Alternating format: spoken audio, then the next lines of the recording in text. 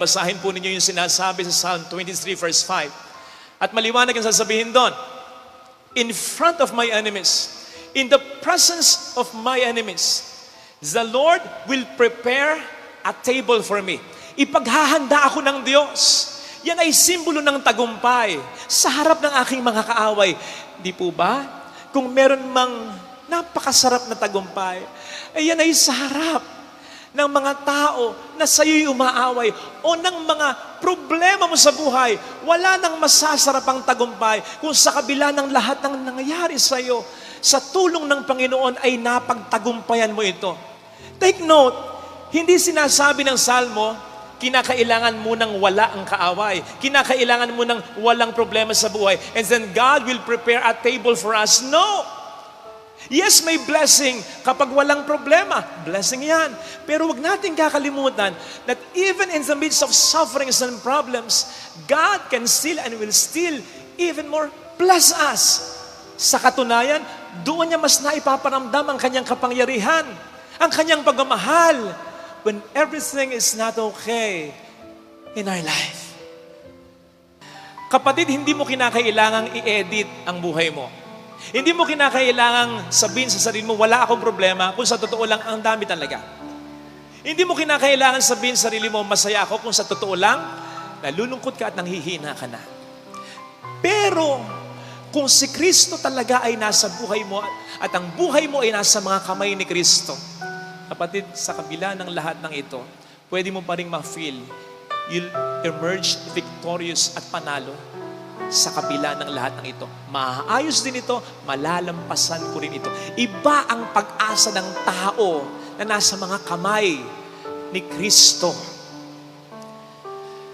Kagabi nga po, nung magpe-prepare ako para sa humilyang ito, nakita ko yung isang caption na may picture sa FB. Isang lalaki na may hawak ng rosaryo. Ang sabi ng caption, sino mang may hawak nito, siguradong panalo, walang talo. Maganda, pero kulang palagay ko. Kasi di ba may mga pagkakataong rosaryo ka ng rosaryo, simba ka ng simba, tapos darating na yung mga problema, feeling mo very down ka. Kaya nga susumbatan mo pa ang Diyos. Nagro-rosaryo naman ako, nagsisimba naman ako, bakit ganito? Kaya kulang yung mga ginagawa natin sa relihiyon. Kung hindi ito hahantong sa isang malalim na relasyon sa Panginoon. Tama na maghawak ng rosaryo, pero dapat mag-lead ito sa paghawak sa buhay natin ng ating Panginoong Jesucristo. Doon mas mararamdaman mo, sa kabila ng mga problema, malaki ang pag-asa. Mayorya ka, mananalo at mananalo ka. Kaya mga kapatid, isa ring dahilan kung bakit nakalambong ang mga imahe, ay upang sabihin sa atin, hindi naman mahalaga kung minsan yung pagtingin natin sa Diyos. Ang mahalaga kung papaano tayo tinitingnan ng Diyos. You are valuable. You are the apple of the eyes of God. Mahal ka niya. Yun ang challenge. Hindi lang yung ipakita natin sa Panginoon na mahal natin siya, kundi yung maniwala ka talaga. Maramdaman mo talaga. Makakumbinsi ka talaga na mahal ka niya. Yun ang mas magpapatatag sa atin sa gitna ng problema. Hindi yung pagmamahal natin sa Diyos, kundi yung pagmamahal sa atin ng Diyos. Kahit na may problema ka ngayon, at kahit na walang kasiguraduhan, bukas makalawa, solve na ba yung problema? Magkakasundo na ba ang pamilya? Magbabago na ba ang anak o ang irresponsableng asawa? Magkakaanak na nga ba? Matutupad na nga ba ang hinihiling mo sa kanya? Walang kasiguraduhan yon. Kapatid, kahit na may problema ka, ilalagay mo yon. Hindi ka tulad ng iba na nagsasabing, saka lang ako magsisimba kapag wala na akong problema. Hindi ka rin nakikinig sa iba na nagsasabing, ba't ka nagsisimba? May nangyayari ba sa buhay mo? Hindi ka naman kasi ganun ang tunay na pananampalataya. Ang tunay na pananampalataya ay yung pananampalataya nung magnanakaw na nagsabi kay Jesus, alalahanin mo ko pag naghahari ka na. Isipin ninyo, nagdurusa siya, pati si Jesus nagdurusa. Pareho silang mamamatay. Walang pinapakitang kapangyarihan si Jesus, pero naniniwala siya na hari si Jesus. Ganun ang pananampalataya. Yun ang pananampalataya na hawakan mo. Sapagkat yun ang pananampalataya na magpapanalo sa iyo. At yun ang pananampalataya na maghahatid sa atin pare-pareho sa paraiso. Ito sana ang hilingin nating biyaya sa banal na pagdiriwang na ito. Tandaan po natin mga kapatid, na nanglikhain tayo ng Panginoon. Sa palagay ko lang nakatakda na rin ang ating kamatayan. Parang isang kandila na nang minanufacture. Alam na nung nag-manufacture niyan, na kapag sinindihan mo yan, ilang oras o ilang araw lang ang itatagal niyan. Kaya sana, bilang mga tao ring liwanag ng sanlibutan ito, na sumusunod kay Kristo, pagliwanagin natin ang buhay natin. At wag lang nating iasa na ang magliliwanag lamang para sa buhay natin ay ang kapwa natin. Tandaan natin, kung may mga taong nagliliwanag para sa atin, kailangan din nila ang liwanag natin. Hindi po pwedeng sila lang ang magliwanag para sa atin. Dapat para sa kanila, tayo din. Alam nyo, iniisip ko maglagay ka ng isang kandila sa gitna ng isang kwarto na nadidirimlan. Yung madilim na madilim talaga. Yung isang kandila lang. Hindi kaya nakakaapekto yung nag-iisa lamang siya para mas maupo siya. Kasi kung may isip lang yung kandila, parang, pipilitin ko, dapat maliwanagan ko yun. Hindi ko na kaya, hanggang dito lang ang liwanag ko. Gusto ko maliwanagan ko rin yun, pero hindi ko na kaya. Kasi hanggang dito lang ang kaya kong gawin na mabuti sa buhay ng ibang tao, sa buhay ng pamilya ko. Hindi kaya kung ang isang tao ay nagbibigay ng liwanag sa pamilya mo, siyang laging nagsasakripisyo, siyang laging nag-iintindi at nagdadala ng mga problema sa pamilya ninyo, hindi kaya kapag siya lang, mas umiikli yung kanyang buhay, mas humihina siya, kasi na-stress mas umiikli yung buhay niya, lalo pat kapag wala siyang nakikitang magandang resulta sa kabila ng liwanag na binibigay niya. Kaya ko sinabing, ikaw rin pwede kang magliwanag para sa buhay niya. Lalong-lalo na kung ibibigay at papakita mo ang inaasahan sa iyo ng Diyos at ng kapwa mo, lalo tigit ang mga taong mahalaga sa iyo. And just imagine, kung yung isang kandila, madadagdagan pa ng isa. Kung yung dalawa, madadagdagan pa ng tatlo. Kung yan ay madadagdagan pa, hindi ba, mas magiging madali para sa maraming kandila ang pagpaliwanagin ang buong kwarto. Ganon din sa pamilya. Ang sabi ko nga, wala namang magagawa, talagang may mag-i-step up sa kapabayaan ng iba. Pero iba, syempre, mas magiging madali ang lahat kung may kadamay siya, kung magkakasama. Mahirap yung ikaw lang yung nagdadala ng lahat para sa pamilya. Yung ikaw lang ang nagliwanag para sa kanila. Mahirap yon. Pero hindi masasayang yon. Hindi man makikooperate yung mga mahal mong niliwanagan ng buhay mo. Sa pagdating sa langit, paliliwanagin ka ng Panginoon. Sabihin niya sa iyo, well done, good and faithful servant. Samantalang yung mga taong hindi nagliwanag sa buhay at sa mundong ito, ilalagay sila ng Panginoon sa lugar kung saan wala talagang liwanag, doon sa impyerno. Kasi galit ang Panginoon, hindi lamang sa gumagawa ng kasamaan, kundi sa mga taong inaasahan niyang gumagawa dapat ng kabutihan. Pero ang pagkakataong gawin yan ay sinasayang. Time heals. Time heals wounds. Hindi laging totoo yun. Ay kahit nga sa literal na pangyayari, nasugatan ka, nasaksakan ng ice pick. Siyempre, dugo. Magmamagandang loob sa iyo yung mga tao. Dadaling ka sa ospital, sabihin mo, hindi, dito na lang ako. Bakit? Time heals. Lalo kang duduguin. Lalo kang manghihina. Ikamamatay mo yan. Ikasisira mo yan. Ganon din ang mga bagay na tulad ng pag-aaway, di pagkakaunawaan na kung minsan na nagsisimula sa mga simpleng bagay lang din naman. Kapag pinagtagal mo yan, naku, mas lalong lalala yan. Mas lalong gagawak yan. Mas lalong lalalim yan. Kasi pagagawakin, palalalimin, palalalain ng promotor ng away yan. Ang demonyo. Paano yan gagawin ng demonyo? Ay, halimbawa, hindi mo na kayo na magkikibuan, mag-asawa, magkapatid, mag-ina, mag-ama. Ang gagawin ng demonyo, magseset siya ng isang pagkakataon na parang nalulungkot ka. Ay, bubulungan ka ng demonyo. Nakita mo na, hindi ka man lang mag-text. Hindi man lang makapag-miss call. Hindi man lang makapagparamdam. Tinitiis ka niya. Kapal ng mukha siya, may kasalanan. Siya pang tumitiis sa'yo. Nakita mo. O kaya, magseset siya ng pagkakataon na habang ikay nalulungkot na ganon. Biglang yung asawa mo, nakatampuhan mo, yung kapatid mo, nakatampuhan mo. Abay, for some reasons ay may napanood o may nakita na palabas sa FB, sa YouTube o kaya sa TV na nakakatawa, natawa. Maririnig mo yun. Ano sabihin ng demonyo sa'yo? Nakita mo na. Kahit hindi kayo nagkikibuan, masaya pa rin siya. Wala ka talaga sa kanya. Di ba? Binubulag ka na ng diablo para maging malala na. Tama namang when you are not at your best, wag muna harapin yung tao. Space and time muna. Pero wag namang million years. Wag patatagalin. Kasi hindi makatutulong yun. Kaya pansinin po ninyo sa ating ebanghelyo. Ang sabi dito, kapag naalala mo na may sama ng loob sa'yo ang kapatid mo, hindi pinag-uusapan dito sino ang may kasalanan, sino ang mali, sino ang tama, hindi. Sino ang unang makaalala, teka, hindi kami ayos mag-asawa. You make the first move. Dapat may mauna.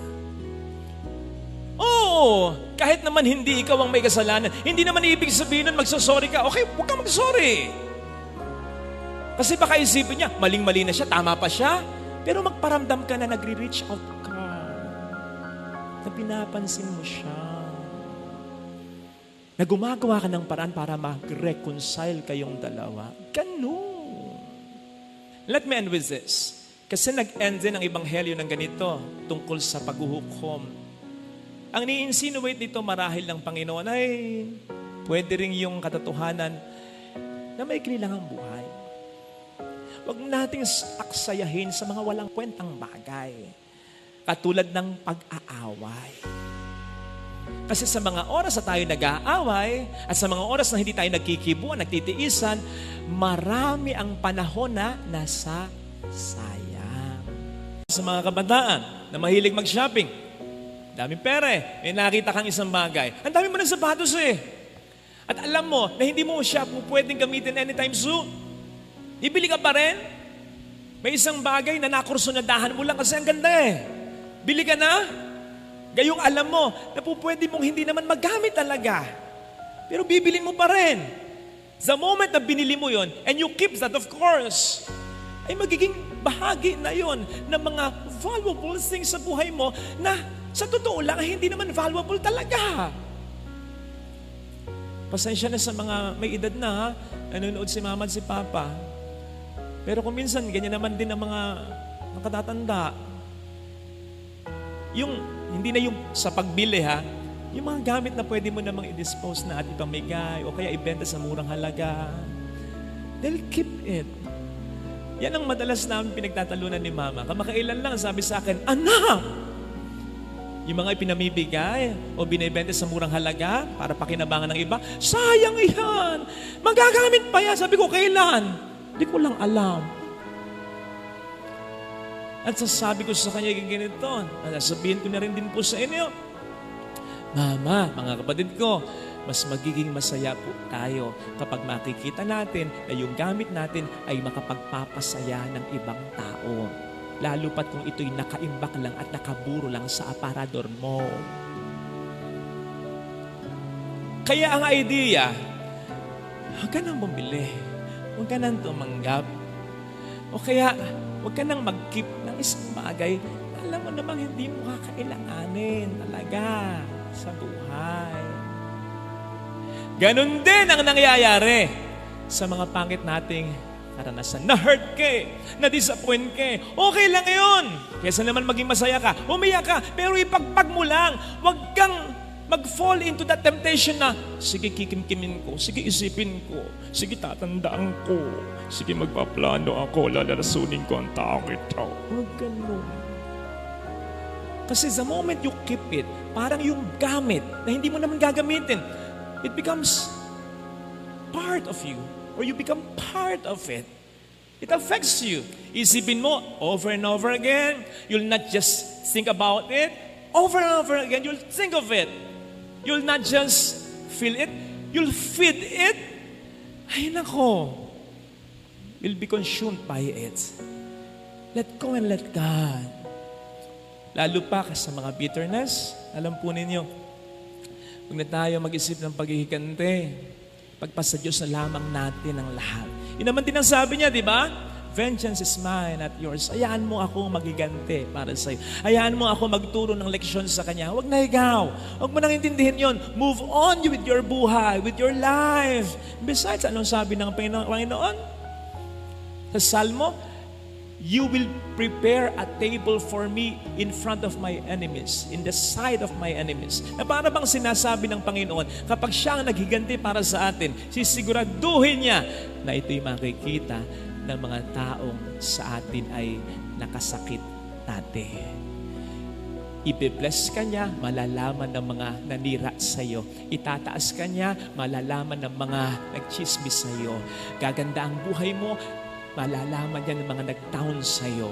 Makakaahon ka sa pagkakasala mo, malalaman niya ng mga naghusga sa iyo. Yun ang pangako ng Panginoon. So ipaubaya mo na sa Kanya lahat ito.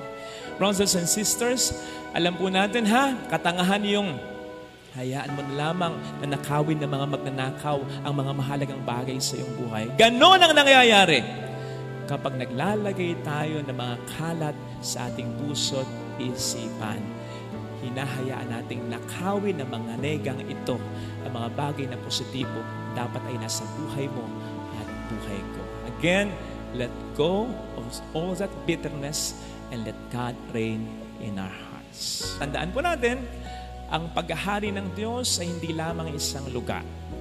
Ito ay more on isang sitwasyon o kalagayan kung saan ang peace, ang joy, ang happiness, all the good things ay ating nararamdaman.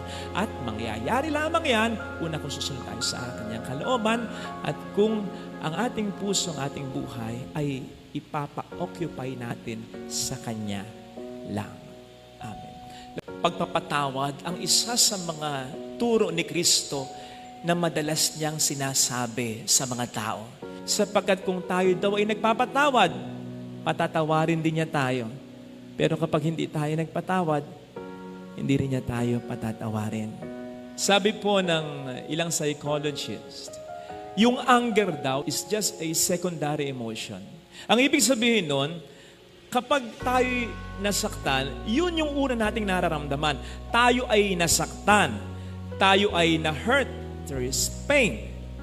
Yung anger daw is just a secondary emotion to cover that pain, to cope up with that hurt.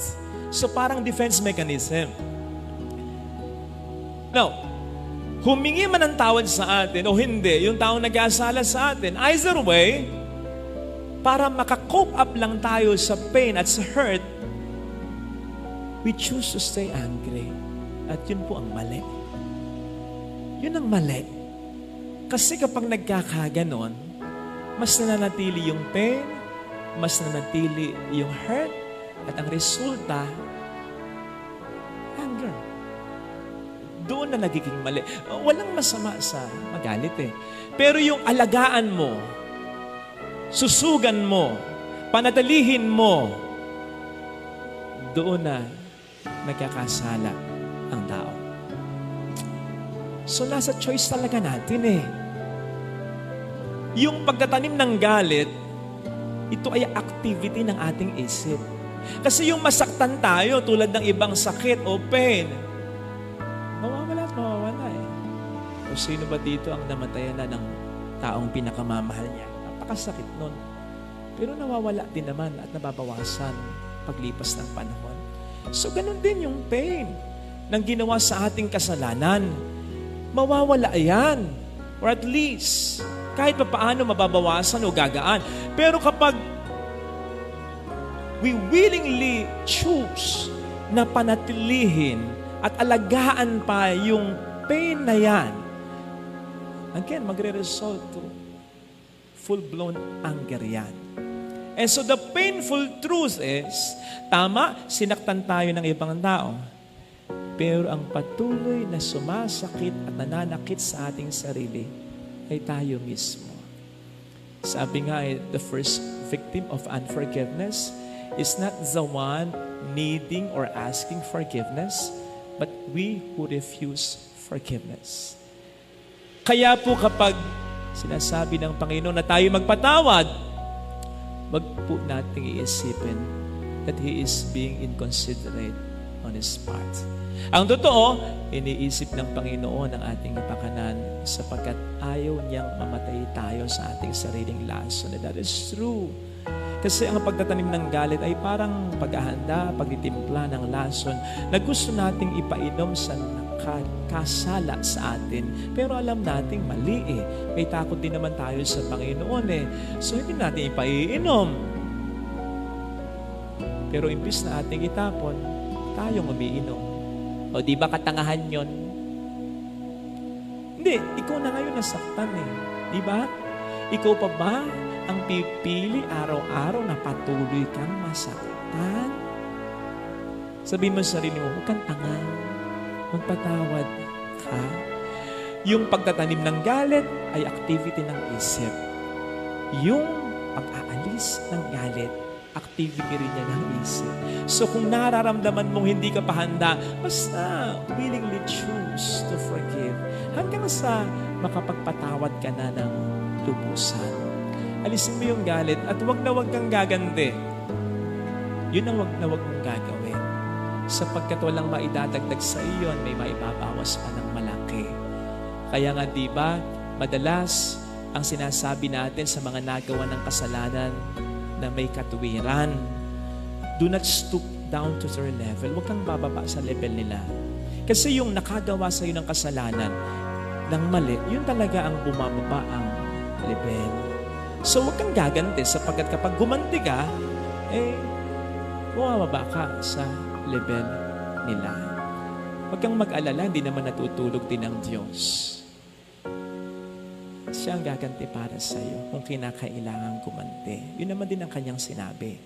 Baka kasi kapag tayo mismo ang gumaganti, sabihin ng Panginoon, ay ikaw na.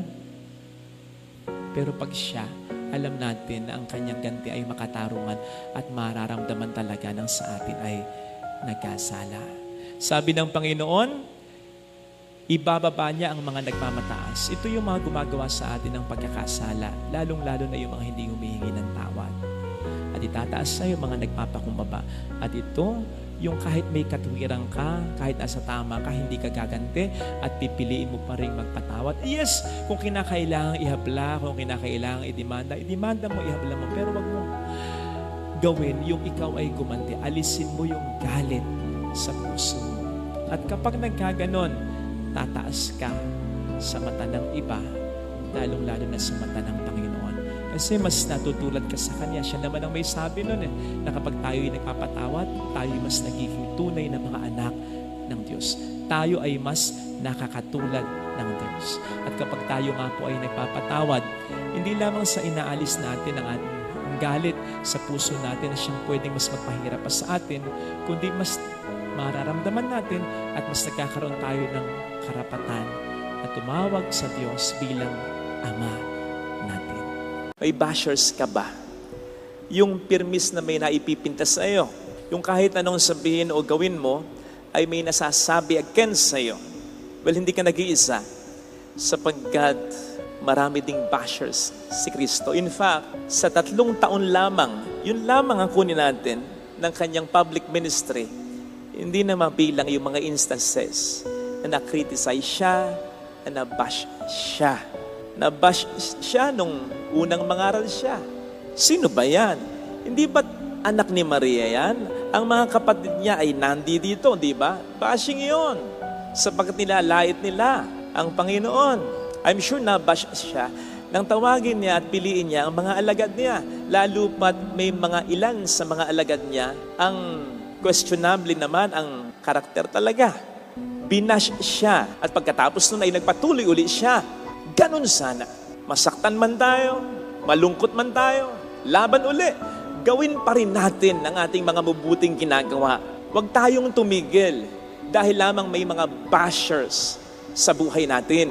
Tandaan po natin na ang pangbabash, katulad ng slander o paninirang puri, ay isa sa mga primary weapons ng demonyo upang i-stop tayo sa ating mga mabubuting ginagawa at sinasabi bilang Kristiyano. Ngayon, kung mag-stop tayo, kung magpapa-apekto tayo, kung hihinto tayo sa ating mga mabubuting ginagawa, so sino ang panalo? E di ang diablo. Sino ang talo? E di tayo. Kaya sana tulad ni Kristo, tayo masyadong paapekto. Pero isang malaking paalala ito, siguraduhin po natin na nasa tama tayo. Siguraduhin natin ang ating mga ginagawa at sinasabi ay makatuwiran, mabuting talaga. Tansyahin mo kung yung mga bashers mo ay mga agents talaga ng demonyo. Baka naman agents ni Lord ang mga ito. Yes! I believe hindi lahat ng pangbabasya ay masama. And I believe kung may mga pinapadala ang diablo upang i-bash tayo sa paraang negatibo, may pinapadala din naman si Lord ng mga tao sa buhay natin upang i-bash tayo sa paraang positibo. Baka padala ito ng Diyos upang itama tayo. Paano ba natin masisigurado na ang pambabash o kritisismo na na-receive natin ay galing sa Diyos at di sa diablo? Una, kapag ang concentration ng bashing ay sa pagkakasala na nagawa natin at hindi sa pagkatao natin. Kapag ang hinuhusgahan ng pangbabash ay hindi tayo, hindi ang karakter natin, kundi yung kasalanang nagawa natin. Kapag ang na-degrade sa criticism o sa bashing ay hindi yung pagkatao natin, kundi yung kasalanang ginawa natin. Natatandaan ko nung ako'y ma-assign sa isang parokya, mayroong isang tao doon. Siya lang naman, bukod tangi. Ang daming nasasabi sa mga ginagawa ko. Lalong-lalo na kapag nagsisermon ako, nagbabago-bago pa yung boses ko.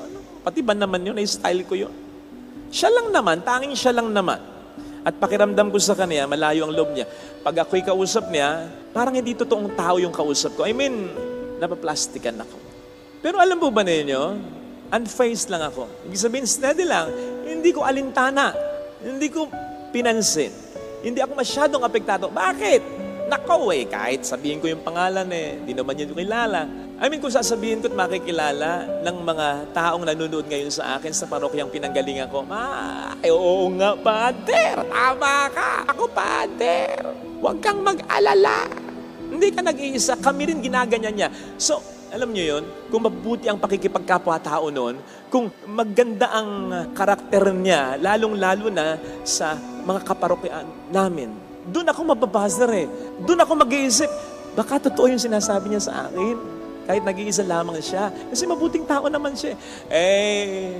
Kaya naisip ko noon, hindi ko na kinakailangang isipin pa. Mabilis ako nakapag-conclude, hindi, okay lang. Kasi walang moral authority yung nagsasabi.